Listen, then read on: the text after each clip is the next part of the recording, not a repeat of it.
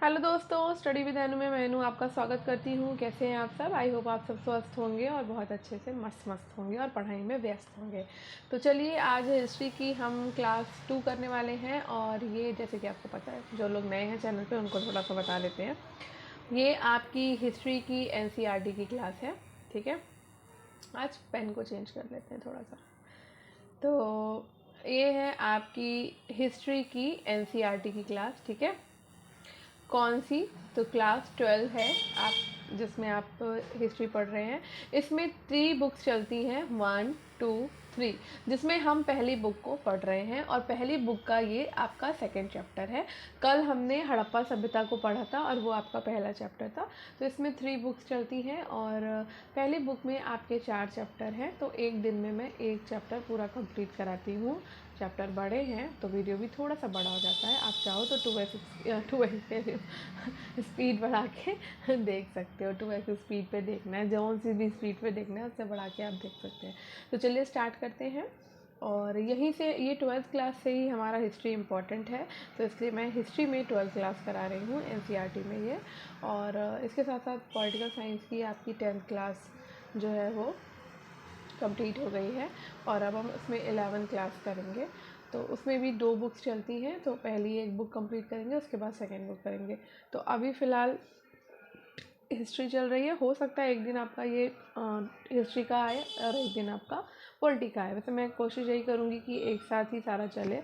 तो अभी आपका हिस्ट्री शुरू कर दिया, तो मैं सोच रही हूँ एक बुक की फिनिश करने के बाद में हम पॉलिटी करते हैं। नहीं तो फिर मैं पूरा ही ये 12th क्लास फिनिश कर दूंगी हिस्ट्री का, उसके बाद 11th क्लास की आपकी पॉलिटी चल जाएगी, है ना। इस तरह से करके करते हैं, ठीक है। चलिए शुरू करते हैं, टाइम वेस्ट नहीं करते। तो स्टार्ट करने से पहले अगर आप मेरे चैनल यानी कि स्टडी विद अनु में नए हैं तो स्टडी विद अनु को सब्सक्राइब कर लीजिए और बेल आइकन को कर लीजिए प्रेस, ठीक है। चलिए शुरू करते हैं। आज हम इसमें पढ़ेंगे राजा, किसान और नगर।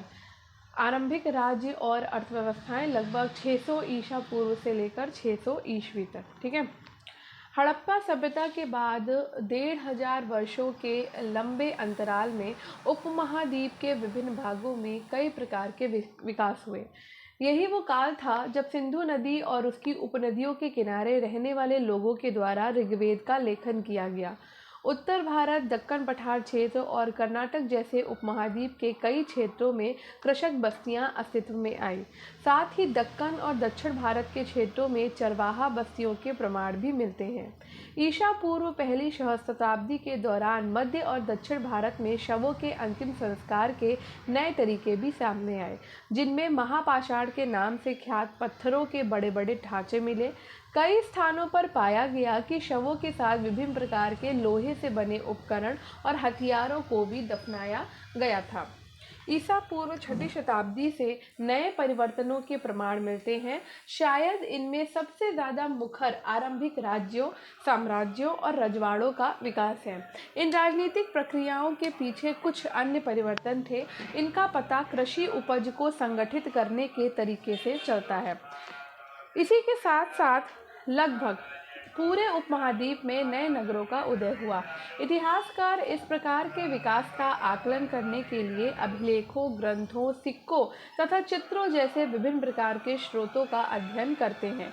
जैसा कि हम आगे पढ़ेंगे कि यह एक जटिल प्रक्रिया है और आपको ये भी आभास होगा कि इन स्रोतों से विकास की पूरी कहानी नहीं मिल पाती। ये चित्र है एक अभिलेख सांची, मध्य प्रदेश का, लगभग 2वीं शताब्दी ईसा पूर्व का। आगे है, अभिलेखों के अध्ययन को अभिलेख शास्त्र कहते हैं। प्रिंसेप और प्रियदर्शी के बारे में पढ़ेंगे।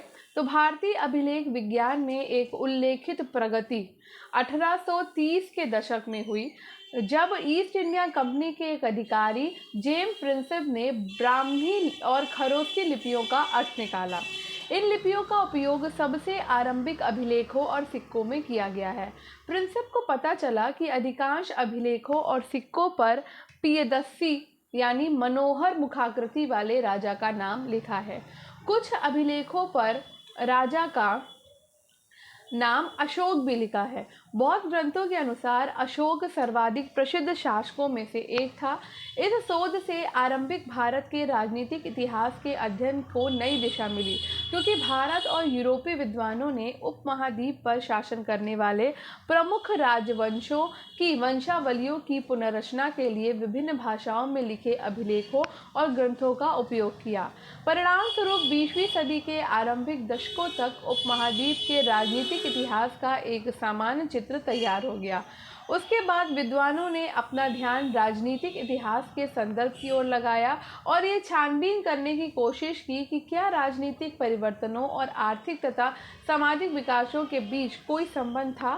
शीघ्र ही आभास हो गया कि इनमें संबंध तो थे, लेकिन संभवतः सीधे संबंध हमेशा नहीं थे।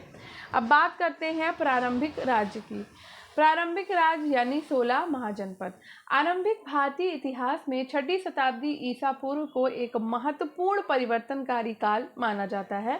इस काल को प्रायः आरंभिक राज्यों, नगरों, लोहे के बढ़ते प्रयोग और सिक्कों के विकास के साथ जोड़ा जाता है।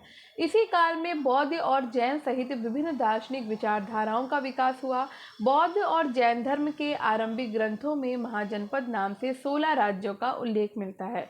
यद्यपि महाजनपदों के नाम की सूची इन ग्रंथों में एक समान नहीं है, लेकिन वज्जी, मगध, कौशल, कुरु, पांचाल, गांधार और अवंती जैसे नाम प्रायः मिलते हैं। इससे ये स्पष्ट है कि उक्त महाजनपद सबसे महत्वपूर्ण महाजनपदों में गिने जाते होंगे। ठीक है, तो यहाँ पर एक अभिलेख का मतलब दिया हुआ है, पहले उसे पढ़ लेते। तो अभिलेख उन्हें कहते हैं जो पत्थर, धातु या मिट्टी के बर्तन जैसी कठोर सतह पर खुदे होते हैं। अभिलेखों में उन लोगों की उपलब्धियां, क्रियाकलाप या विचार लिखे जाते हैं जो उन्हें बनवाते हैं। इनमें राजाओं के क्रियाकलाप तथा महिलाओं और पुरुषों द्वारा धार्मिक संस्थाओं को दिए गए दान का ब्यौरा होता है। यानी अभिलेख एक प्रकार से स्थायी प्रमाण होते हैं। कई अभिलेखों में इनके निर्माण की तिथि भी खुदी होती है। जिन पर तिथि नहीं मिलती है उनका काल निर्धारण आमतौर पर पुरालिपि अथवा लेखन शैली के आधार पर काफ़ी सुस्पष्टता से किया जा सकता है। उदाहरण के लिए लगभग 250 ईसा पूर्व में अक्षर अ इस प्रकार लिखा जाता था और 500 ईस्वी में यह इस प्रकार लिखा जाता था। प्राचीनतम अभिलेख प्राकृत भाषाओं में लिखे जाते थे। प्राकृत उन भाषाओं को कहा जाता था जो जन सामान्य की भाषाएं होती थी। इस अध्याय में अजातशत्रु और अशोक जैसे शासकों के नाम प्राकृत भाषा में लिखे गए, क्योंकि ये नाम प्राकृत अभिलेखों से प्राप्त हुए हैं। आपको यहाँ तमिल, पाली और संस्कृत जैसी भाषाओं के शब्द भी मिलेंगे, क्योंकि इन भाषाओं में भी अभिलेख मिलते हैं। ये संभव है कि लोग अन्य भाषाएं भी बोलते थे, लेकिन इनका उपयोग लेखन कार्य में नहीं किया जाता था। ठीक है, आगे बढ़ते हैं। अधिकांश महाजनपदों पर राजा का शासन होता था, लेकिन गढ़ और संघ के नाम से प्रसिद्ध राज्यों में कई लोगों का समूह शासन करता था। इस समूह का प्रत्येक व्यक्ति राजा कहलाता था। भगवान महावीर और भगवान बुद्ध इन्हीं गढ़ों से संबंधित थे। वज्जी संघ की ही भांति कुछ राज्यों में भूमि सहित अनेक आर्थिक स्रोतों पर राजा गढ़ सामूहिक नियंत्रण रखते थे। यद्यपि स्रोतों के अभाव में इन राज्यों के इतिहास पूरी तरह लिखे नहीं जा सकते, लेकिन ऐसे कई राज्य लगभग 1000 साल तक बने रहे।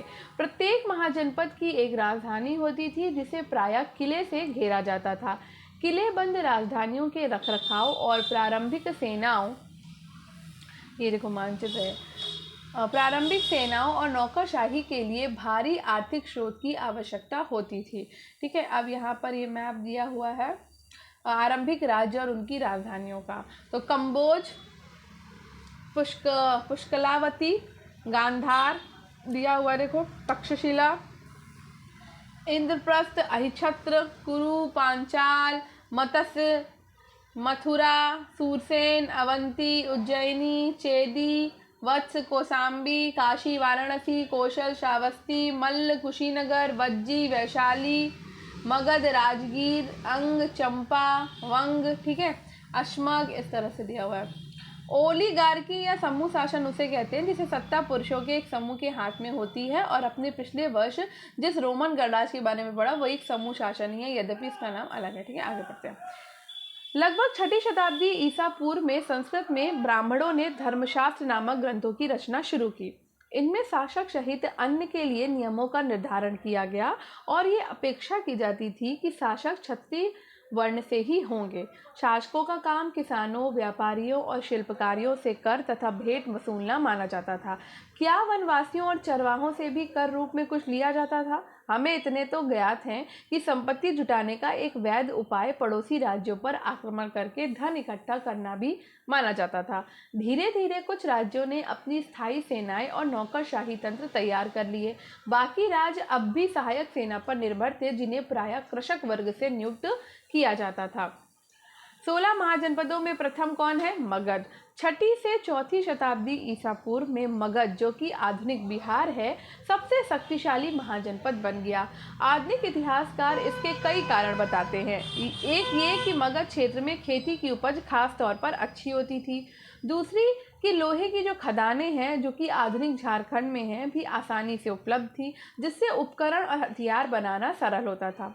जंगली क्षेत्रों में हाथी उपलब्ध थे, जो सेना के लिए एक महत्वपूर्ण अंग थे। साथ ही गंगा और उसकी उपनदियों में आवागमन सस्ता और सुलभ होता था। लेकिन आरंभिक जैन और बौद्ध लेखकों ने मगध की महत्ता का कारण विभिन्न शासकों की नीतियों को बताया, और इन लेखकों के अनुसार बिंबसार, अजातशत्रु और महापद्मनंद जैसे प्रसिद्ध राजा अत्यंत महत्वाकांक्षी शासक थे, और इनके मंत्री उनकी नीतियां लागू करते थे। प्रारंभ में राजगा, जो कि आधुनिक बिहार के राजगीर का प्राकृत नाम है, मगध की राजधानी थी। ये रोचक बात है कि इस शब्द का अर्थ है राजाओं का घर। पहाड़ियों के बीच बसा राजगाह एक किलेबंद शहर था। बाद में 4ठी शताब्दी ईसा पूर्व में पाटलिपुत्र को राजधानी बनाया गया, जिसे अब पटना कहा जाता है, जिसकी गंगा के रास्ते आवागमन के मार्ग पर महत्वपूर्ण अवस्थिति थी। ठीक है, तो राजगीर के किले की दीवार, ये आप देख सकते हो नीचे, राजगीर के किले की दीवार है ये। ठीक है, नेक्स्ट है भाषाएं और लिपियां क्या होती है, पहले ये देख लेते हैं। तो अशोक के अधिकांश अभिलेख प्राकृत में है, जबकि पश्चिमोत्तर में मिले अभिलेख आर्मेयिक और यूनानी भाषा में है। प्राकृत के अधिकांश अभिलेख ब्राह्मी लिपि में लिखे गए थे, जबकि पश्चिमोत्तर के कुछ अभिलेख खरोष्ठी में लिखे गए थे। अरामेइक और यूनानी लिपियों का प्रयोग अफगानिस्तान में मिले अभिलेखों में किया गया था। एक आरंभिक साम्राज्य। मगध के विकास के साथ साथ मौर्य साम्राज्य का उदय हुआ। मौर्य साम्राज्य के संस्थापक चंद्रगुप्त मौर्य लगभग 321 ईसा पूर्व का शासन पश्चिमोत्तर में अफगानिस्तान और बलूचिस्तान तक फैला था। उनके पौत्र अशोक ने, जिन्हें आरंभिक भारत का प्रसिद्ध शासक माना जा सकता है, कलिंग यानी कि आधुनिक उड़ीसा पर विजय प्राप्त की। मौर्य वंश के बारे में जानकारी प्राप्त करना। तो मौर्य साम्राज्य के इतिहास की रचना के लिए इतिहासकारों ने विभिन्न प्रकार के स्रोतों का उपयोग किया है। इनमें पुरातात्विक प्रमाण भी शामिल हैं, विशेषतः मूर्तिकला। मौर्यकालीन इतिहास के पुनर्निर्माण हेतु समकालीन रचनाएं भी मूल्यवान सिद्ध हुई, जैसे चंद्रगुप्त मौर्य के दरबार में आए यूनानी राजदूत मेगस्थनीज के द्वारा लिखा गया विवरण। आज इसके कुछ अंश ही उपलब्ध हैं। एक और स्रोत जिसका उपयोग प्रायः किया जाता है वो है अर्थशास्त्र। संभवतः उसके कुछ भागों की रचना कौटिल्य या चाणक्य ने की थी, जो चंद्रगुप्त के मंत्री थे। साथ ही मौर्य शासकों का उल्लेख परवर्ती जैन, बौद्ध और पौराणिक ग्रंथों तथा संस्कृत वाग्मय में भी मिलता है। यद्यपि उक्त साक्ष्य बड़े उपयोगी हैं, लेकिन पत्थरों और स्तंभों पर मिले अशोक के अभिलेख प्रायः सबसे मूल्यवान स्रोत माने जाते हैं। अशोक वो पहला सम्राट था जिसने अपने अधिकारियों और प्रजा के लिए संदेश प्राकृतिक पत्थरों और पॉलिश किए हुए स्तंभों पर लिखवाए। अशोक ने अपने अभिलेखों के माध्यम से धम्म का प्रचार किया। इनमें बड़ों के प्रति आदर, सन्यासियों और ब्राह्मणों के प्रति उदारता, सेवकों और दासों के साथ उदार व्यवहार तथा दूसरे के धर्मों और परंपराओं का आदर शामिल है।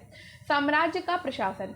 मौर्य साम्राज्य के 5 प्रमुख राजनीतिक केंद्र थे। राजधानी पाटलिपुत्र और 4 प्रांतीय केंद्र तक्षशिला, उज्जैनी, तोशिल और सुवर्णगिरी था।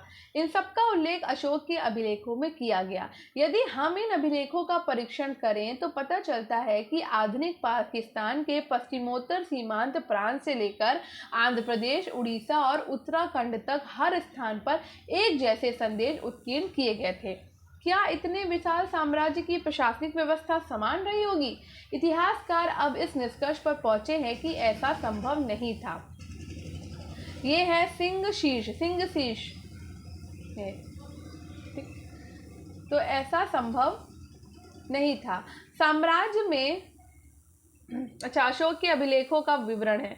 तो ये मानसेहरा, सहबासगढ़ी तक्षशिला के पास मिला, कंधार में मिला है, कालसी में मिला, टोपरा, बहपुर, मेरठ, बैराट, भाबरू, गुज्जर, सांची, कौशाम्बी, अहरौरा, सारनाथ, सहसराम, लौरिया, अरराज, लौरिया, नंदनगढ़, रामपुरवा, रुम्मनदेही, निगाली सागर, शिशुपालगढ़, जौगढ़, कलिंग, शोपारा, गिरनार, उज्जैनी, सांची, सन्नती, मास्की, गावीमठ, पालकी गुंडू, जंतिंग रामेश्वर, सिद्धपुर, ब्रह्मगिरी, नित्तूर, राजू, मठगिरी और उदय गोलाम, जहाँ पे चोल केरल पुत्र और पांड्यों का। तो महाशिलालेख है ये 1 2 3 4 5 6 7 8 9 और इधर 9। हाँ बस इतना ही तो है। 1 2 3 4 5 5 6 7 8 9 9 महाशिलालेख हैं। और लघु शिलालेख हैं ये पर्पल वाले। तो 1 2 3 4 5 6 7 8 9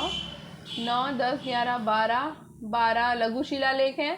और स्तंभ लेख 1 2 3 4 5 6 7 8 9 10 11 12 13 जो है स्तंभ लेख हैं। तो साम्राज्य शामिल क्षेत्र बड़े विविध और भिन्न भिन्न प्रकार के थे, कहाँ अफगानिस्तान के पहाड़ी क्षेत्र और कहाँ उड़ीसा के तटवर्ती क्षेत्र। ये संभव है कि सबसे सबल प्रशासनिक नियंत्रण साम्राज्य की राजधानी तथा उसके आसपास के प्रांतीय केंद्रों पर रहा हो। इन केंद्रों का चयन बड़े ध्यान से किया गया। तक्षशिला और उज्जैनी दोनों लंबी दूरी वाले महत्वपूर्ण व्यापार मार्ग पर स्थित थे, जबकि सुवर्णगिरी अर्थात सोने के पहाड़ कर्नाटक में सोने की खदान के लिए उपयोगी था। सम्राट के अधिकारी क्या क्या कार्य करते थे। तो मेगास्थनीज के विवरण का एक अंश दिया गया है कि साम्राज्य के महान अधिकारियों में से कुछ नदियों की देखरेख और भूमि मापन का काम करते भूमि मापन का काम करते हैं, जैसा कि मिस्र में होता था। कुछ प्रमुख नहरों से उपनहरों के लिए छोड़े जाने वाले पानी के मुखद्वार का निरीक्षण करते थे, ताकि हर स्थान पर पानी की समान पूर्ति हो सके। यहाँ अधिकारी शिकारियों का संचालन करते थे और शिकारियों के कृत्यों के आधार पर इन्हें इनाम या दंड देते थे। वे कर वसूली करते थे और भूमि से जुड़े सभी व्यवसायों का निरीक्षण करते हैं। साथ ही लकड़हारों, बढ़ई, लोहारों और खननकर्ताओं का भी निरीक्षण करते हैं। ठीक। साम्राज्य के संचालन के लिए भूमि और नदियों दोनों मार्गों से आवागमन बना रहना अत्यंत आवश्यक था। राजधानी से प्रांतों तक जाने में कई सप्ताह या महीनों का समय लगता होगा। इसका अर्थ ये है कि यात्रियों के लिए खान पान की व्यवस्था और उनकी सुरक्षा भी करनी पड़ती थी। ये स्पष्ट प्रतीत होता है कि सेना सुरक्षा का एक प्रमुख माध्यम रही होगी। मेगास्थनीज ने सैनिक गतिविधियों के संचालन के लिए एक समिति और 6 उप समितियों का उल्लेख किया है। इनमें से एक का काम नौसेना का संचालन करना था, तो दूसरी यातायात और खान पान का संचालन करती थी। तीसरी का काम पैदल सैनिकों का संचालन, चौथी का अश्वारोहियों, पांचवी का रथारोहियों तथा छठी का काम हाथियों का संचालन करना था।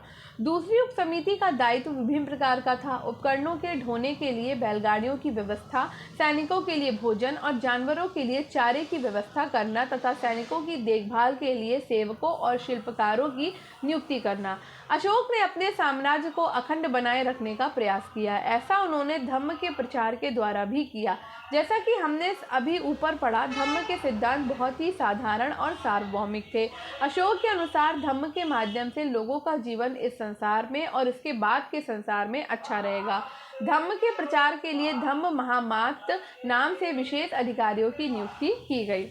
मौर्य साम्राज्य कितना महत्वपूर्ण था। तो 19वीं सदी में जब इतिहासकारों ने भारत के आरंभिक इतिहास की रचना करनी शुरू की, तो मौर्य साम्राज्य को इतिहास का एक प्रमुख काल माना गया। इस समय भारत ब्रिटिश साम्राज्य के अधीन एक औपनिवेशिक देश था। 19वीं और आरंभिक 20वीं सदी के भारतीय इतिहासकारों को प्राचीन भारत में एक ऐसे साम्राज्य की संभावना बहुत चुनौतीपूर्ण तथा उत्साहवर्धक लगी। साथ ही प्रस्तर मूर्तियों सहित मौर्यकालीन सभी पुरातत्व एक अद्भुत कला के प्रमाण थे, जो साम्राज्य की पहचान माने जाते थे। इतिहासकारों को लगा कि अभिलेखों पर लिखे संदेश अन्य शासकों के अभिलेखों से भिन्न हैं। इसमें उन्हें ये लगा कि अन्य राजाओं की अपेक्षा अशोक एक बहुत शक्तिशाली और परिश्रमी शासक थे। साथ ही वे बाद के उन राजाओं की अपेक्षा विनीत भी थे, जो अपने नाम के साथ बड़ी बड़ी उपाधियां जोड़ते थे। इसलिए इसमें कोई आश्चर्यजनक बात नहीं थी कि 30वीं सदी के राष्ट्रवादी नेताओं ने भी अशोक को प्रेरणा का स्रोत माना है। फिर भी मौर्य साम्राज्य कितना महत्वपूर्ण था, ये साम्राज्य मात्र 150 साल तक ही चल पाया, जिसे उपमहाद्वीप के इस लंबे इतिहास में बहुत बड़ा काल नहीं माना जा सकता। इसके अतिरिक्त यदि आप मानचित्र 2 को देखें तो पता चलेगा कि मौर्य साम्राज्य उपमहाद्वीप के सभी क्षेत्रों में नहीं फैल पाया था। यहाँ तक कि साम्राज्य की सीमा के अंतर्गत भी नियंत्रण एक समान नहीं था। दूसरी शताब्दी ईसा पूर्व आते आते उपमहाद्वीप के कई भागों में नए नए शासक और रजवाड़े स्थापित होने लगे। राजधर्म के नवीन सिद्धांत। दक्षिण के राजा और सरदार। उपमहाद्वीप के दक्कन और उससे दक्षिण के क्षेत्र में स्थित तमिलकम अर्थात तमिलनाडु एवं आंध्र प्रदेश और केरल के कुछ हिस्से में चोल, चेर और पांड जैसी सरदारियों का उदय हुआ। ये राज्य बहुत ही समृद्ध और स्थायी सिद्ध हुए। सेना के लिए हाथी पकड़ना, इसके बारे में पढ़ लेते हैं पहले। अर्थशास्त्र में सैनिक और प्रशासनिक संगठन के बारे में विस्तृत विवरण मिलते हैं। मिसाल के तौर पर हाथी को पकड़ने के उपाय के बारे में उसमें ये लिखा है कि हाथी वनों के संरक्षक, हाथियों को पालने वाले लोगों, हाथी के पैरों में जंजीर बांधने वाले लोगों, सीमा रक्षकों, वनवासियों और महावतों के साथ मिलकर 5 से 7 हथनियों की मदद से जंगली हाथियों के द्वारा गिराए गए मलमूत्र को पहचानते हुए उन्हें पकड़ने का काम करते थे। यूनानी स्रोतों के अनुसार मौर्य सम्राट के पास 6 लाख पैदल सैनिक, 30,000 घुड़सवार और 9,000 हाथी थे। कुछ इतिहासकार इस विवरण को अतिशयोक्तिपूर्ण मानते हैं। यदि यूनानी विवरण सही है तो बताइए कि इतनी बड़ी सेना के भरण पोषण के लिए मौर्य शासकों को किस तरह के संसाधनों की जरूरत पड़ती होगी। तो यहाँ पे सरदार और सरदारी के बारे में लिखा है कि सरदार एक शक्तिशाली व्यक्ति होता है जिसका पद वंशानुगत भी हो सकता है और नहीं भी। इसके समर्थन उसके खानदान के लोग होते हैं। सरदार के कार्यों में विशेष अनुष्ठान का संचालन, युद्ध के समय नेतृत्व करना और विवादों को सुलझाने में मध्यस्थता की भूमिका निभाना शामिल है। वो अपने अधीन लोगों से भेंट लेता है, जबकि राजा कर वसूली करते हैं और अपने समर्थकों में उस भेंट का वितरण करता है। सरदारी में समानता कोई स्थायी सेना या अधिकारी नहीं होते हैं। हमें इन राज्यों के बारे में विभिन्न प्रकार के स्रोतों से जानकारी मिलती है। उदाहरण के तौर पर प्राचीन तमिल संगम ग्रंथों में ऐसी कविताएं हैं जो सरदारों का विवरण देती हैं कि उन्होंने अपने स्रोतों का संकलन और वितरण किस प्रकार से किया।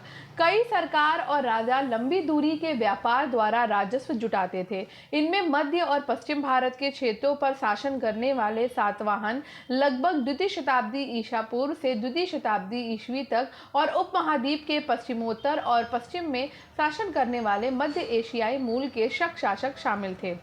उनके सामाजिक उद्गम के बारे में अधिक जानकारी तो नहीं है, लेकिन जैसा कि हम सातवाहन शासकों के बारे में पढ़ेंगे कि एक बार सत्ता में आने के बाद उन्होंने ऊंचे सामाजिक अस्तित्व का दावा कई प्रकार से किया।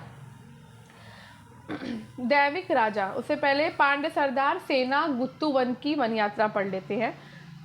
ये तमिल महाकाव्य शिल्पाधिकारम का एक अंश है, ठीक है। और जब वह वन की यात्रा पर थे तो लोग नाचते गाते हुए पहाड़ों से उतरे, ठीक उसी तरह जैसे पराजित लोग विजयी का आदर करते हैं। वे अपने साथ उपहार लाए, जिसमें हाथी दांत, सुगंधित लकड़ी, हिरणों से बाल से बने चवर, मधु, चंदन, गेरू, सुरमा, हल्दी, इलायची, मिर्च आदि वस्तुएं थी। वे अपने साथ नारियल, आम, जड़ी बूटी, फल, प्याज, गन्ना, फूल, सुपारी, केला, बाघों के बच्चे, शेर, हाथी, बंदर, भालू, हिरण, कस्तूरी मृग, लोमड़ी, मोर, जंगली मुर्गे, बोलने वाले तोते आदि भी लाए। लोग ये उपहार क्यों लाए? सरदार इन उपहारों का उपयोग किस लिए करते होंगे, सोचिए। दैविक राजा, राजाओं के लिए एक उच्च स्थिति प्राप्त करने का एक साधन विभिन्न देवी देवताओं के साथ जुड़ना था। मध्य एशिया से लेकर पश्चिमोत्तर भारत तक शासन करने वाले कुषाण शासकों ने लगभग प्रथम शताब्दी ईसा पूर्व से प्रथम शताब्दी ईस्वी तक इस उपाय का सबसे अच्छा उदाहरण प्रस्तुत किया। कुषाण इतिहास की रचना अभिलेखों और साहित्य परंपरा के माध्यम से की गई है। जिस प्रकार के राजधर्म को कुषाण शासकों ने प्रस्तुत करने की इच्छा की, उसका सर्वोत्तम प्रमाण उनके सिक्कों और मूर्तियों से प्राप्त होता है। उत्तर प्रदेश में मथुरा के पास माट के एक देव स्थान पर कुषाण शासकों की विशालकाय मूर्तियां लगाई गई थी। अफगानिस्तान के एक देवस्थान पर भी इसी प्रकार की मूर्तियां मिली हैं। कुछ इतिहासकारों का मानना है कि इन मूर्तियों के जरिए कुषाण स्वयं को देवतुल्य प्रस्तुत करना चाहते थे। कई कुषाण शासकों ने अपने नाम के आगे देवपुत्र की उपाधि भी लगाई थी। संभवतः वे उन चीनी शासकों से प्रेरित हुए होंगे जो स्वयं को स्वर्गपुत्र कहते थे। 4वीं शताब्दी ईस्वी में गुप्त साम्राज्य सहित कई बड़े साम्राज्यों के साक्ष्य मिलते हैं। इनमें से कई साम्राज्य सामंतों पर निर्भर थे, अपना निर्वाह स्थानीय संसाधनों के द्वारा करते थे, जिसमें भूमि पर नियंत्रण भी शामिल था। वे शासकों का आदर करते थे और उनकी सैनिक सहायता भी करते थे। जो सामंत शक्तिशाली होते थे वे राजा भी बन जाते थे और जो राजा दुर्बल होते थे वे बड़े शासकों के अधीन हो जाते थे। गुप्त शासकों का इतिहास साहित्य, सिक्कों और अभिलेखों की सहायता से लिखा गया है। साथ ही कवियों के द्वारा अपने राजा या स्वामी की प्रशंसा में लिखी प्रशस्तियां भी उपयोगी रही हैं। यद्यपि इतिहासकार इन रचनाओं के आधार पर ऐतिहासिक तथ्य निकालने का प्रयास करते हैं। ठीक है, अब यहाँ पर है एक कुषाण सिक्का जिसमें अग्रभाग में कनिष्क बने हुए हैं और पृष्ठ भाग में देवता बने हुए हैं। ठीक है, आगे बढ़ते हैं। तो लेकिन उनके रचयिता तथ्यात्मक विवरण की अपेक्षा उन्हें काव्यात्मक ग्रंथ मानते थे। उदाहरण के तौर पर इलाहाबाद स्तंभ अभिलेख के नाम से प्रसिद्ध प्रयाग प्रशस्ति की रचना हरिसेन, जो स्वयं गुप्त सम्राटों के संभवतः सबसे शक्तिशाली सम्राट समुद्रगुप्त के राजकवि थे, ने संस्कृत में की थी। समुद्रगुप्त की प्रशस्ति, तो ये प्रयाग प्रशस्ति का एक अंश है। धरती पर उनका कोई प्रतिद्वंदी नहीं था। उनके गुणों और शुभ कार्यों से संपन्न उन्होंने अपने पैर के तलवे से अन्य राजाओं के यश को मिटा दिया। वे परमात्मा पुरुष हैं। साधु भले ही समृद्धि और असाधु बुरे के विनाश के कारण हैं। वे अज्ञेय हैं। उनके कोमल हृदय को भक्ति और विनय से ही वश में किया जा सकता है। वे करुणा से भरे हुए हैं। वे अनेक सहस्त्र गायों के दाता हैं। उनके मस्तिष्क की दीक्षा दीन दुखियों, विरहणियों और पीड़ितों के उद्धार के लिए की जाती है। वे मानवता के लिए दिव्यमान उदारता की प्रतिमूर्ति हैं। वे देवताओं में कुबेर, धनदेव, वरुण, समुद्र देव, इंद्र, वर्षा के देवता और यम मृत्यु देव के तुल्य हैं। ठीक है, अब यहाँ पर एक चित्र दिया हुआ है। बलुआ पत्थर से बनी कुषाण राजा की एक मूर्ति है और इस मूर्ति में ये देखो कुषाण राजा की एक मूर्ति है। ठीक है, ये तो हमने ये पढ़ लिया। समुद्रगुप्त के राजकवि थे और कवि ने संस्कृत में की थी। ठीक है, इतना पढ़ा, आगे बढ़ते हैं। गुजरात की सुदर्शन झील के बारे में भी पढ़ लेते हैं। तो मानचित्र 2 में गिरनार ढूंढो और सुदर्शन झील एक कृत्रिम जलाशय था। हमें इसका ज्ञान लगभग 2वीं शताब्दी के संस्कृत के एक पाषाण अभिलेख से होता है। इस अभिलेख को शक शासक रुद्रदामन की उपलब्धियों का उल्लेख करने के लिए बनवाया गया था। इस अभिलेख में कहा गया कि जलद्वारों और तटबंधों वाली इस झील का निर्माण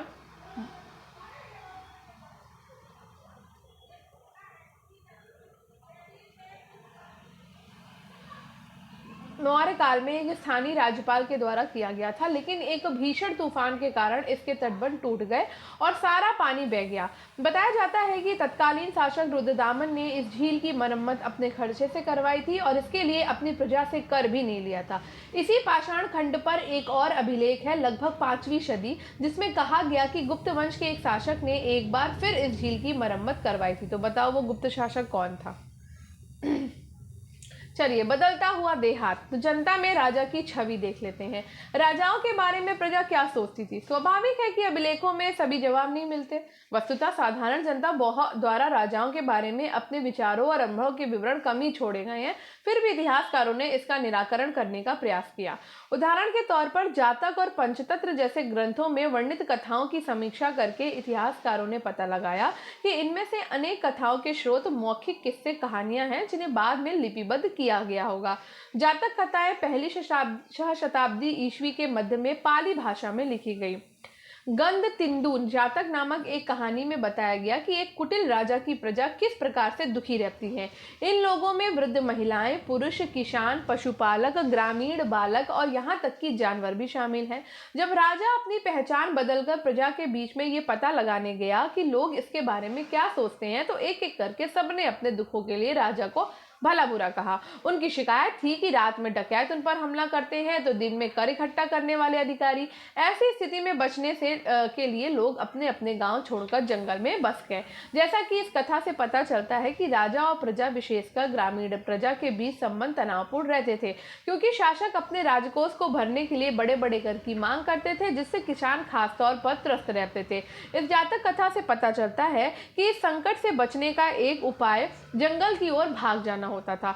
इसी बीच करों की बढ़ती मांग को पूरा करने के लिए किसानों ने उपज बढ़ाने के और उपाय ढूंढने शुरू किए।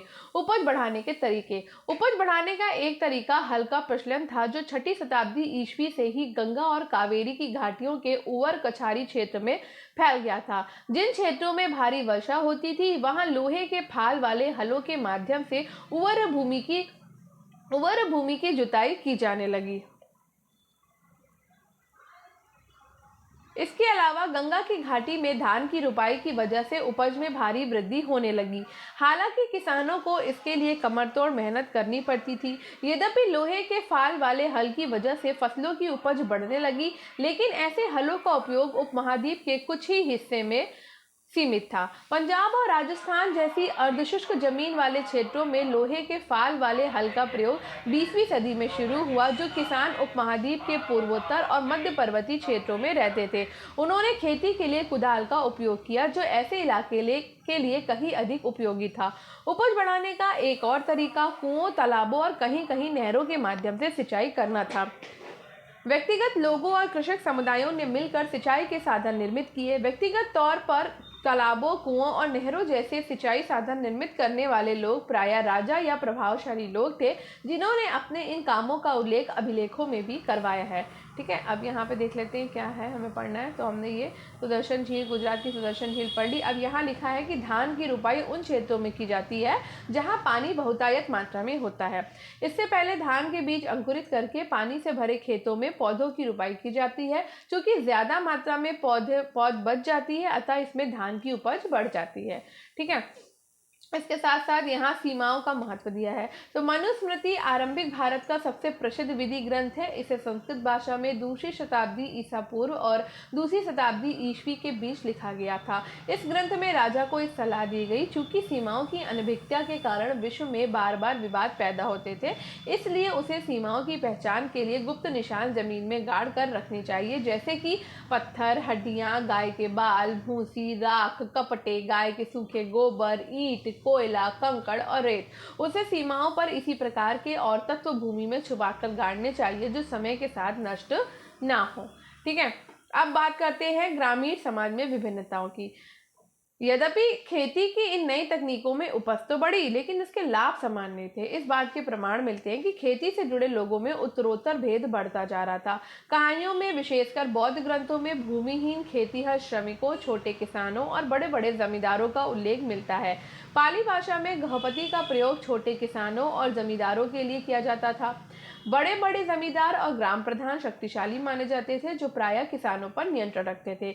ग्राम प्रधान का पद प्रायः वंशानुगत होता था। आरंभिक तमिल संगम साहित्य में भी गांव में रहने वाले विभिन्न वर्गों के लोगों का उल्लेख, जैसे कि वेल्लालर या बड़े जमींदार, हलवाहा या उलवर और दास अड़िमई। ये संभव है कि वर्गों की यह विभिन्नता भूमि के स्वामित्व, श्रम और नई प्रौद्योगिकी के उपयोग पर आधारित हो। ऐसी परिस्थिति में भूमि का स्वामित्व महत्वपूर्ण हो गया, जिसकी चर्चा प्रायः विधि ग्रंथों में की जाती थी।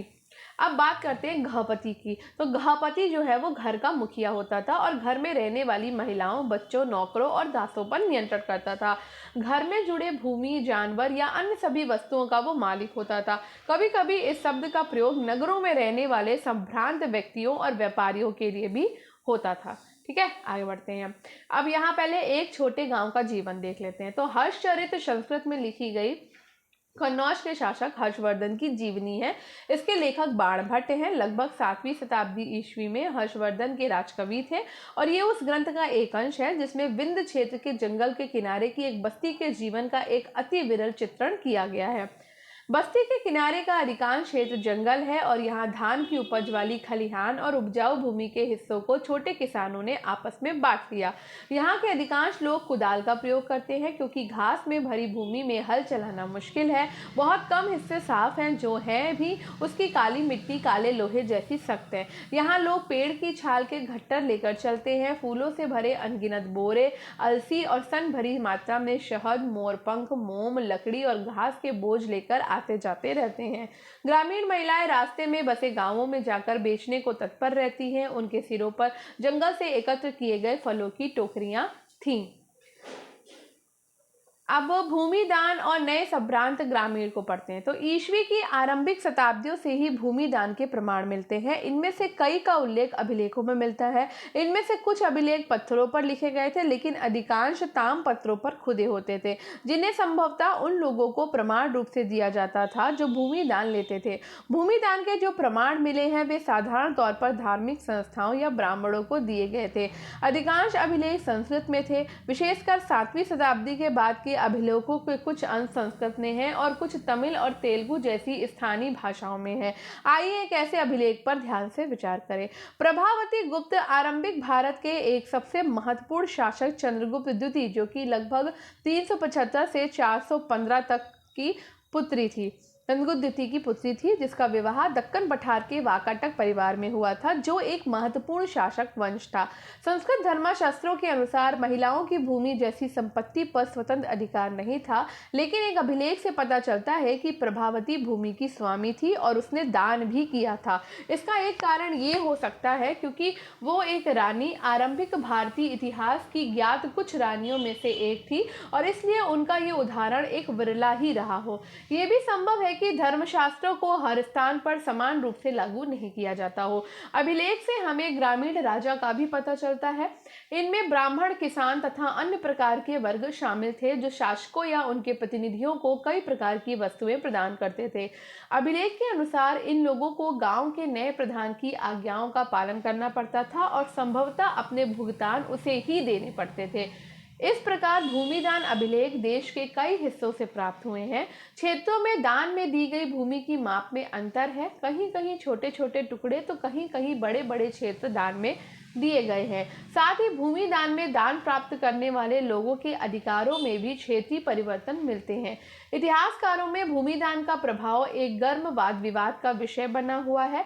कुछ इतिहासकारों का मानना है कि भूमि दान शासक वंश द्वारा कृषि को नए क्षेत्रों में प्रोत्साहित करने की एक रणनीति थी, जबकि कुछ का कहना है कि भूमि दान से दुर्बल होते राजनीतिक प्रभुत्व का संकेत मिलता है, अर्थात राजा का शासन सामंतों पर दुर्बल होने लगा तो उन्होंने भूमि दान के माध्यम से अपने समर्थक जुटाने प्रारंभ कर दिए। उनका यह भी मानना है कि राजा स्वयं को उत्कृष्ट स्तर के मानव के रूप में प्रदर्शित करना चाहते थे, जैसा कि हमने पिछले अंश में देखा। उनका नियंत्रण ढीला होता जा रहा था, इसलिए वे अपनी शक्ति का आडंबर प्रस्तुत करना चाहते थे। प्रभावती गुप्त और दंगुन गांव के बारे में। तो प्रभावती गुप्त ने अपने अभिलेख में ये कहा, प्रभावती ग्राम कुटुंबिनों गांव के गृहस्थ और कृषक ब्राह्मणों और दंगुन गांव के अन्य वासियों को आदेश देती है, आपको ज्ञात हो कि कार्तिक शुक्ल पक्ष की द्वादशी तिथि को धार्मिक पुण्य प्राप्ति के लिए इस ग्राम को जल अर्पण के साथ आचार्य चनाल स्वामी को दान दिया गया। आपको इनके सभी आदेशों का पालन करना चाहिए। एक अग्रहार के लिए उपयुक्त निम्नलिखित रियासतों का निर्देश भी देती हूँ। इस गांव में पुलिस या सैनिक प्रवेश नहीं करेंगे। दौरे पर आने वाले शासकीय अधिकारियों को ये गांव घास देने और आसन में प्रयुक्त होने वाली जानवरों की खाल और कोयला देने के दायित्व से मुक्त है। साथ ही वे मदिरा खरीदने और नमक हेतु खुदाई करने के राजसी अधिकार को कार्यान्वित किए जाने से मुक्त हैं। इस गांव को खनिज पदार्थ और खदिर वृक्ष के उत्पाद देने से भी छूट है। फूल और दूध देने से भी छूट है। इस गांव का दान इसके भीतर की संपत्ति और बड़े छोटे सभी करों सहित किया गया है। इस राज्यादेश को 13वें राजवंश में लिखा गया और इसे चक्रदास ने उत्कीर्ण किया है। ये चीज़ है इसमें। अग्रहार उस भूभाग को कहते थे जो ब्राह्मणों को दान किया जाता था। ब्राह्मणों से भूमि कर या अन्य प्रकार के कर नहीं वसूले जाते थे। ब्राह्मणों को स्वयं स्थानीय लोगों से कर वसूलने का अधिकार था। ठीक है, आगे बढ़ते हैं। भूमि दान के प्रचलन से राज्य तथा किसानों के बीच संबंध की झांकी मिलती है, लेकिन कुछ लोग ऐसे भी थे जिन पर अधिकारियों या सामंतों का नियंत्रण नहीं था, जैसे कि पशुपालक, संग्राहक, शिकारी, मछुआरे, शिल्पकार, घुमक्कड़ तथा लगभग एक ही स्थान पर रहने वाले और जगह जगह घूमकर खेती करने वाले लोग। सामान्यतः ऐसे लोग अपने जीवन और आदान प्रदान के विवरण नहीं रखते थे। नगर एवं व्यापार। नए नगर। आइए उन नगरों की बात करें जिनका विकास लगभग 6ठी शताब्दी ईसा पूर्व में हुआ था। तो पहले पाटलिपुत्र का इतिहास देखते हैं। तो प्रत्येक नगर का अपना इतिहास था। उदाहरण के तौर पर पाटलिपुत्र का विकास पाटली ग्राम नाम के एक गांव से हुआ। फिर 5वीं सदी ईसा पूर्व में मगध शासकों ने अपनी राजधानी राजगृह से हटाकर इसे बस्ती में लाने का निर्णय किया और इसका नाम बदल दिया। 4वीं शताब्दी ईसा पूर्व तक आते जाते ये मौर्य साम्राज्य की राजधानी और एशिया के सबसे बड़े नगरों में से एक बन गया।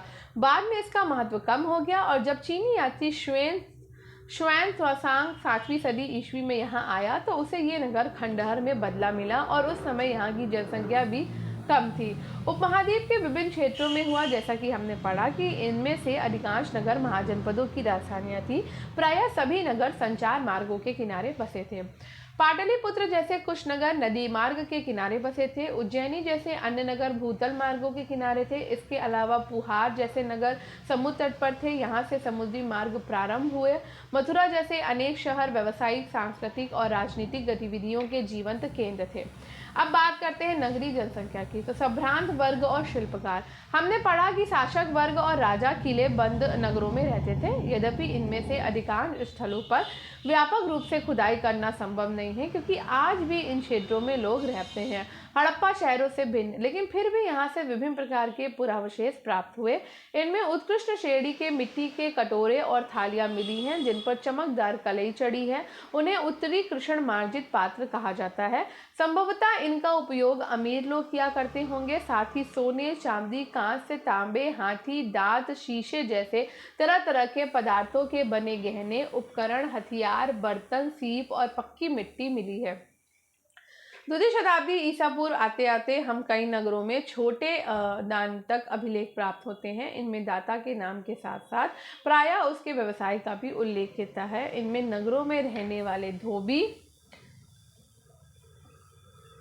एक सेकेंड, अब यहाँ पर ये छोटा कर लेते हैं थोड़ा। हाँ, ये देखो प्रतिमा, ये दिया हुआ है, एक प्रतिमा की भेंट है। तो ये मथुरा से मिली एक मूर्ति का भाग है और इस पर प्राकृत में अभिलेख है, जिसमें कहा गया है कि एक स्वर्णकार धर्मक की पत्नी नागपिया ने इसे एक धार्मिक स्थल में स्थापित किया था। तो इनमें आगे बढ़ते हैं। इनमें रहने वाले धोबी, और ये देखो नीचे बुनकर, लिपिक, बढ़ाई, कुम्हार, स्वर्णकार, लोहकार, अधिकारी, धार्मिक, गुरु, व्यापारी और राजाओं के बारे में विवरण लिखे होते हैं। कभी कभी उत्पादों और व्यापारियों के संघ का भी उल्लेख मिलता है, जिन्हें श्रेणी कहा गया। ये श्रेणियां संभवतः पहले कच्चे माल को खरीदती थी, फिर उनसे सामान तैयार कर बाजार में बेच देती थी।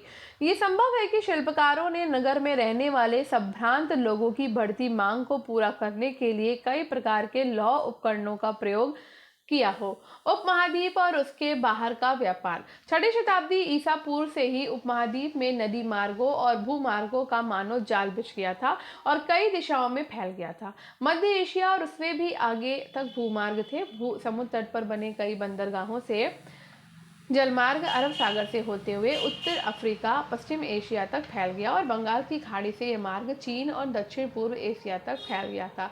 शासकों ने प्रायः इन मार्गों पर नियंत्रण करने की कोशिश की और संभवतः वे इन मार्गों पर व्यापारियों की सुरक्षा के बदले उनसे धन लेते थे।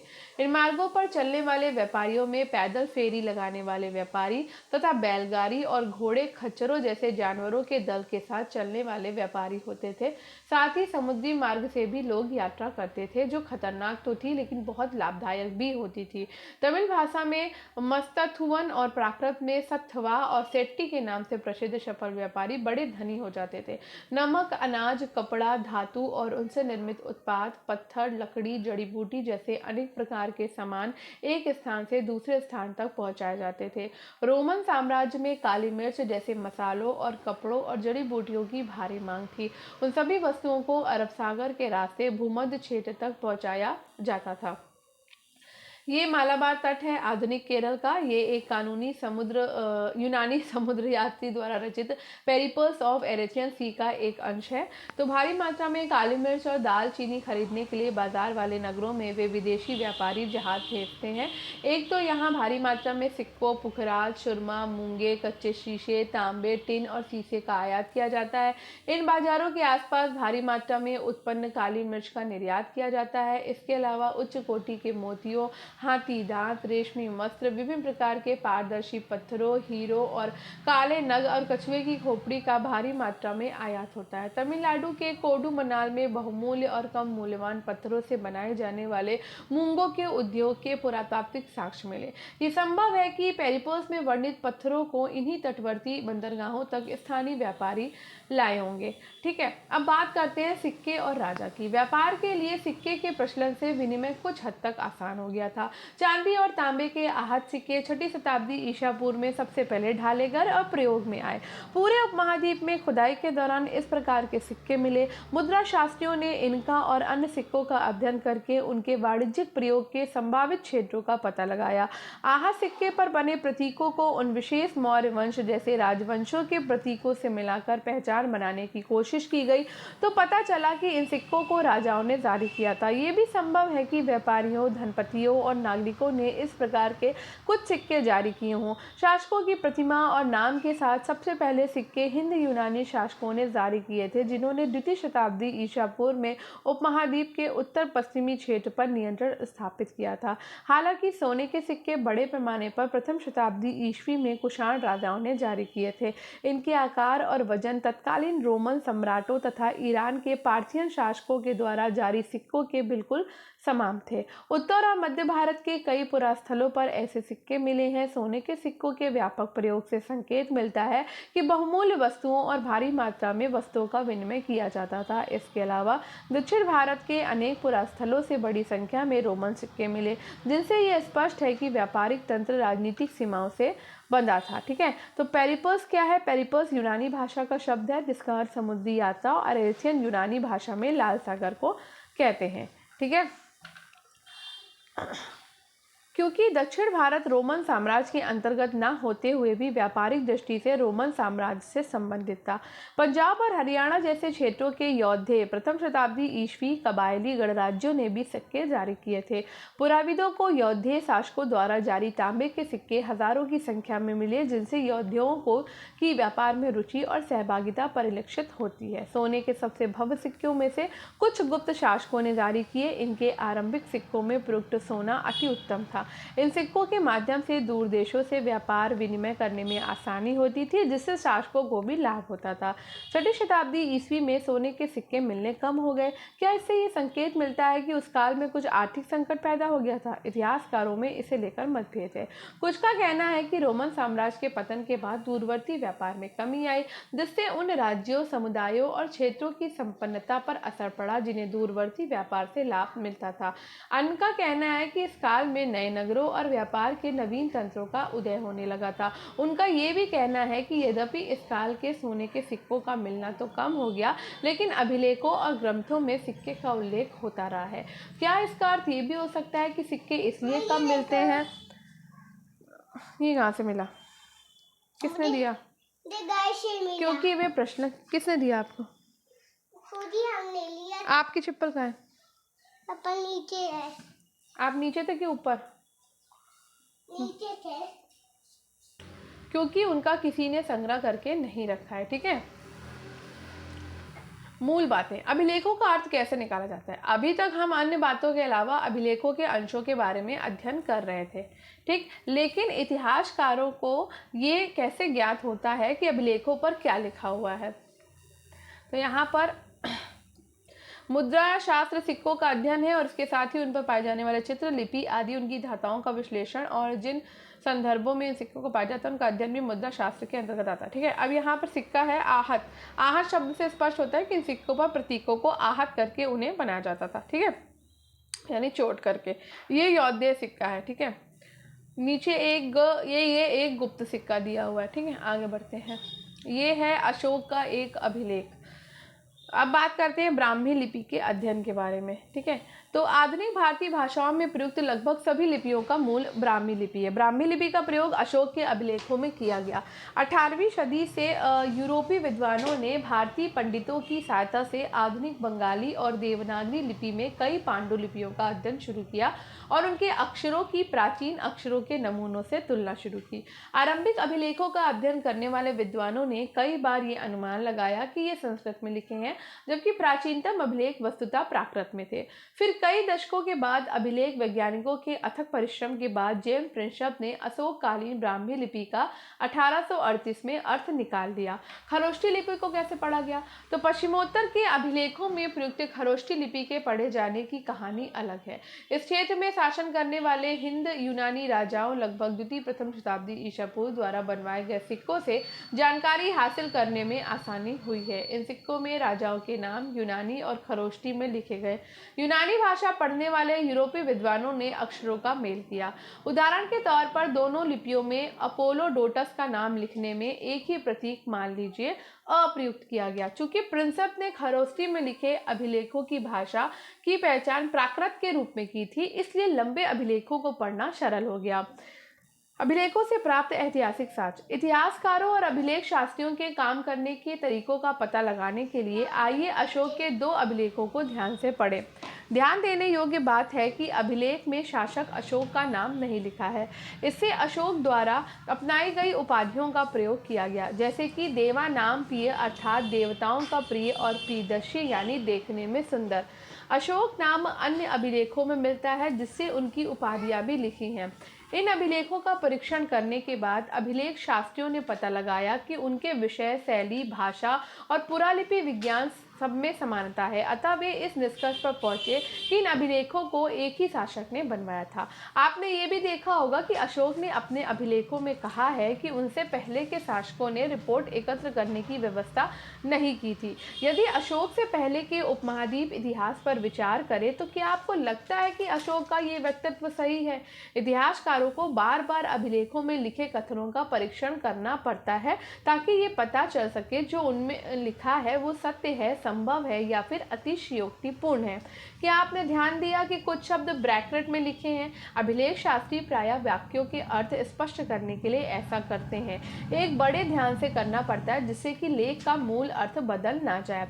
इतिहासकारों को और भी परीक्षण करने पड़ते हैं। यदि राजा के आदेश यातायात मार्गों के किनारे और नगरों के पास प्राकृतिक पत्थरों पर उत्कीर्ण थे तो क्या वहां से आने जाने वाले लोग उन्हें पढ़ने के लिए उस स्थान पर रुकते थे? अधिकांश लोग प्रायः पढ़े लिखे नहीं थे। राजा के आदेश। तो राजान देवानाम प्रिय प्रियदर्शी ये कहते हैं कि अतीत में मसलों को निपटाने और नियमित रूप से सूचना एकत्र करने की व्यवस्थाएं नहीं थी, लेकिन मैंने निम्नलिखित व्यवस्था की है। लोगों के समाचार हम तक पतिवेदक सदैव पहुँचाएं, चाहे मैं कहीं भी हूँ, खाना खा रहा हूँ, अंतपुर में हूँ, विश्राम कक्ष में हूँ, गौशाले में हूँ या फिर पालकी में मुझे ले जाया जा रहा हो अथवा वाटिका में हूँ, मैं लोगों के विषयों का निराकरण हर स्थल पर करूँगा। ठीक है, तो फिर अतिशयोक्ति है, यहाँ तक हमने पढ़ लिया। अब यहाँ पर हिंदी यूनानी शासक मेनांडर का एक सिक्का दिया हुआ है ये। ठीक है, आगे बढ़ते हैं। यहाँ पे राजा की वेदना पढ़ लेते हैं कि जब देवानाम प्रिय प्रियदर्शी ने अपने शासन के 8 वर्ष पूरे किए तो उन्होंने कलिंग यानी कि आधुनिक तटवर्ती उड़ीसा पर विजय प्राप्त की। 1.5 लाख पुरुषों को निष्कासित किया गया, 1 लाख मारे गए और इससे भी ज्यादा की मृत्यु हुई। कलिंग पर शासन स्थापित करने के बाद देवानाम प्रिय धम्म के गहन अध्ययन, धम्म के स्नेह और धम्म के उपदेश में डूब गए। यही देवानाम प्रिय के लिए कलिंग की विजय का पश्चाताप है। देवानाम प्रिय के लिए ये बहुत वेदनादायी और निंदनीय है कि जब तक कोई किसी राज्य पर विजय प्राप्त करता है तो पराजित राज्य का हनन होता है, वहां लोग मारे जाते हैं और निष्कासित किए जाते हैं। ठीक, पाटलिपुत्र में प्रयुक्त प्राकृत उपमहाद्वीप में सभी स्थानों पर लोग समझते थे क्या राजा के आदेशों का पालन किया जाता था? इन प्रश्नों के उत्तर पाना सदैव आसान नहीं है। इनमें से कुछ समस्याओं के प्रमाण हमें अशोक के अभिलेख में मिलते हैं, जिसकी व्याख्या प्रायः अशोक की वेदना के प्रतिबिंब के रूप में की जाती है। साथ ही ये युद्ध के प्रति उनकी मनोवृत्ति में परिवर्तन को भी दर्शाता है, जैसा कि हम आगे पढ़ेंगे। यदि हम अभिलेख के शाब्दिक अर्थ के परे समझने का प्रयास करते हैं तो परिस्थिति और भी जटिल हो जाती है। यद्यपि अशोक के अभिलेख आधुनिक उड़ीसा से प्राप्त हुए, लेकिन उनकी वेदना की परिलक्षित करने वाला अभिलेख वहां नहीं मिला है। अर्थात ये अभिलेख उस क्षेत्र में नहीं उपलब्ध है जिस पर विजय प्राप्त की गई थी। उसका हम क्या अर्थ लगाएं? क्या राजा की नवविजय की वेदना उस क्षेत्र के लिए इतनी दर्दनाक थी कि राजा इस मुद्दे पर कुछ कह नहीं सका? अभिलेख साक्ष्य की सीमा। जब आपको ये पता चला गया होगा कि अभिलेखों से प्राप्त जानकारी की भी सीमा होती है, कभी कभी इसकी तकनीकी सीमा होती है। अक्षरों को हल्के ढंग से उत्कीर्ण किया जाता है जिन्हें पढ़ पाना मुश्किल होता है। साथ ही अभिलेख नष्ट भी हो सकते हैं जिनमें अक्षर लुप्त हो जाते हैं। इसके अलावा अभिलेखों के शब्दों के वास्तविक अर्थ के बारे में पूर्ण रूप से ज्ञान हो पाना सदैव सरल नहीं होता, क्योंकि कुछ अर्थ किसी विशेष स्थान या समय से संबंधित होते हैं। यदि आप अभिलेख के शोध पत्रों को पढ़ें तो आप पाएंगे कि विद्वान इनके पढ़ने की वैकल्पिक विधियों पर चर्चा करते रहते हैं। यद्यपि कई हजार अभिलेख प्राप्त हुए, लेकिन सभी के अर्थ नहीं निकाले जा सके या प्रकाशित किए गए या उनके अनुवाद किए गए। इनके अतिरिक्त और अनेक अभिलेख रहे होंगे जो कालांतर में सुरक्षित नहीं बचे हैं। इसलिए जो अभिलेख अभी उपलब्ध है वो संभवतः कुल अभिलेखों के अंश मात्र हैं। इसके अतिरिक्त एक और मौलिक समस्या है। ये जरूरी नहीं है कि जिसे हम आज राजनीतिक और आर्थिक रूप से महत्वपूर्ण मानते हैं उन्हें अभिलेखों में अंकित किया ही गया हो। उदाहरण के तौर पर खेती की दैनिक प्रक्रियाएं और रोजमर्रा की जिंदगी के सुख दुख का उल्लेख अभिलेखों में नहीं मिलता, क्योंकि प्रायः अभिलेख बड़े और विशेष अवसरों का वर्णन करते हैं। इसके अलावा अभिलेख हमेशा उन्हीं व्यक्तियों के विचार व्यक्त करते हैं जो उन्हें बनवाते थे। इसलिए इन अभिलेखों में व्यक्त विचारों की समीक्षा अन्य विचारों के परिप्रेक्ष्य में करनी होगी ताकि अपने अतीत का बेहतर ज्ञान हो सके। अर्थात राजनीतिक और आर्थिक इतिहास का पूर्ण ज्ञान मात्र अभिलेख शास्त्र से ही नहीं मिलता। साथ ही इतिहास का प्रायः प्राचीन और अर्वाचीन दोनों प्रकार के प्रमाणों पर आशंका व्यक्त करते हैं। 19वीं सदी के आखिरी दशक में और 20वीं सदी के प्रारंभ में इतिहासकार प्रमुख रूप से राजाओं के इतिहास में रुचि रखते थे। 20वीं सदी के मध्य में आर्थिक परिवर्तन विभिन्न सामाजिक समुदायों के उदय के विषय में महत्वपूर्ण बन गए। हाल के दशकों में ऐसे समुदायों के प्रति इतिहासकारों की रुचि बढ़ी है जो सामाजिक हाशिए पर रहे। इससे संभवतः प्राचीन स्रोतों पर पुनः विचार किया जाएगा और विश्लेषण की नई विधियां विकसित होंगी। अब यहाँ पर ये राजा की वेदना हमने पढ़ी और ये दिया है कर्नाटक से प्राप्त एक ताम्रपत्र लेख है, लगभग 6वीं शताब्दी ईस्वी का। ठीक है, ताम्रपत्र पर लिखा गया है। अब काल रेखा देख लेते हैं। तो प्रमुख राजनीतिक और आर्थिक विकास, तो लगभग 600 से 500 ईसा पूर्व में धान की रुपाई होती थी। गंगा घाटी में नगरीकरण हुआ, महाजनपद आए और आहत सिक्के भी आए। फिर 500 से 400 ईसा पूर्व में के लगभग मगध के शासकों की सत्ता पर पकड़ बन गई। फिर लगभग 327 से 325 ईसा पूर्व के बीच में सिकंदर का आक्रमण होता है। फिर 321 ईसा पूर्व में चंद्रगुप्त का राज्यारोहण हो जाता है। 272 या 268 से 231 ईसा पूर्व तक अशोक का शासन रहता है। लगभग 185 ईसा पूर्व में मौर्य साम्राज्य का अंत हो जाता है और लगभग 200 से 100 ईसा पूर्व पश्चिमोत्तर में शक शासन, दक्षिण भारत में चोल, चेर, पांड्यों का राज्य और दक्कन में सातवाहन रहते हैं। लगभग 100 से 200 ईस्वी तक पश्चिमोत्तर के शक, लगभग 100 ईसा पूर्व से लेकर 200 ईस्वी तक पश्चिमोत्तर में शक, जो कि मध्य एशिया के लोग हैं, शासक, रोमन व्यापार और सोने के सिक्के आते हैं। लगभग 78वीं ईस्वी में कनिष्क का राज्यारोहण होता है। लगभग 100 से 200 ईस्वी तक सातवाहन और शक शासकों के द्वारा भूमि दान के अभिलेखीय प्रमाण मिलते हैं। लगभग 320 ईस्वी तक गुप्त शासन का आरंभ होता है और लगभग 335 से 375 ईस्वी तक समुद्रगुप्त रहते हैं। लगभग 375 से 415 ईस्वी तक चंद्रगुप्त द्वितीय और दक्कन में वाकाटक वंश रहता है। लगभग 500 से 600 ईस्वी तक कर्नाटक में चालुक्यों का उदय होता है और तमिलनाडु में पल्लवों का उदय होता है। लगभग 606 से 647 ईस्वी तक कन्नौज के राजा हर्षवर्धन रहते हैं। चीनी यात्री स्वेन त्सांग की यात्रा होती है। लगभग 712 में अरबों का सिंध पर विजय होता है। तो आर्थिक विकास का शुद्ध काल निर्धारण आसान नहीं है। साथ ही उपमहाद्वीप में अनेक भिन्नताएं हैं जिन्हें काल रेखा में इंगित नहीं किया गया। विशेष विकास के विशिष्ट काल का उल्लेख किया गया है। कनिष्क के राज्यारोहण की तिथि निश्चित नहीं है, अतः राज्यारोहण की तिथि के साथ प्रश्नवाचक चिन्ह लगाया गया है यहाँ पे। ठीक है, अब यहाँ पे काल रेखा 2 है जो अभिलेख शास्त्र के क्षेत्र में महत्वपूर्ण प्रगति है। तो 18वीं शताब्दी 1784 में बंगाल एशियाटिक सोसाइटी का गठन हुआ। 19वीं शताब्दी 1810 का दशक, कोलिन मैकेंजी ने संस्कृत और तमिल भाषा के 8000 अभिलेख एकत्र किए। 1838 में जेम्स प्रिंसेप द्वारा अशोक के ब्राह्मी अभिलेखों का अर्थ लगाया गया। 1877 में अलेक्जेंडर कनिंघम ने अशोक के अभिलेखों के एक अंश को प्रकाशित किया। 1886 में दक्षिण भारत के अभिलेखों के शोध पत्रों एपिग्राफिया कर्नाटिका का प्रथम अंक आया। 1888 में एपिग्राफिका इंडिका का प्रथम अंक आया। 20वीं शताब्दी में 1965 से लेकर 66 तक डीसी सरकार ने India epigraphy and Indian epigraphical glossary प्रकाशित की है। ठीक है, तो यहाँ से हो जाता है हमारा ये वाला चैप्टर फिनिश। और क्वेश्चंस दिए हुए हैं कि आरंभिक ऐतिहासिक नगरों में शिल्पकला के उत्पादन के प्रमाणों की चर्चा करिए और हड़प्पा के नगरों के प्रमाण से ये प्रमाण कितने भिन्न है। महाजनपदों के विशिष्ट अभिलक्षणों का वर्णन करिए। सामान्य लोगों के जीवन का पुनर्निर्माण इतिहासकार कैसे करते हैं, ये सारी चीज़ें इसमें क्वेश्चन दी हुई हैं।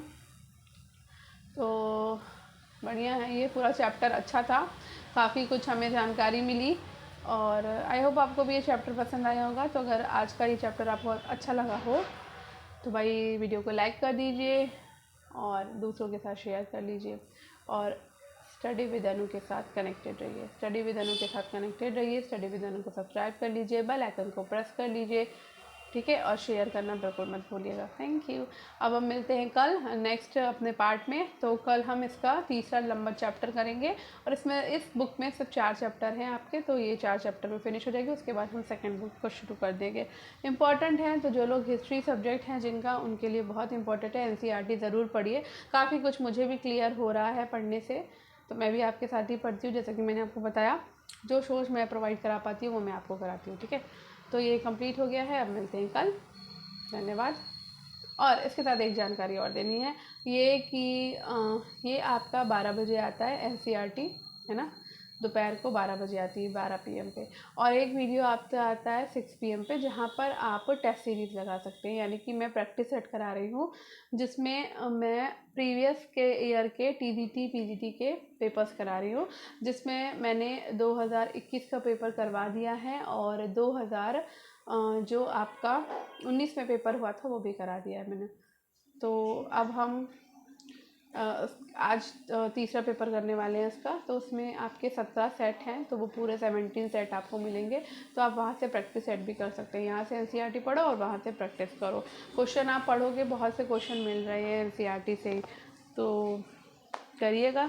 और मैं बता देती हूँ, वो शाम को 6 बजे आता है, ये 12 बजे आता है, शाम को 6 बजे। एक आपका 6 PM पर वीडियो आता है, ये वाला आपका 12 PM पर आता है दोपहर को। बस अभी तो फ़िलहाल 2 ही चल रहे हैं। ठीक है, चलिए मिलते हैं नेक्स्ट क्लास में, तब तक के लिए बाय बाय।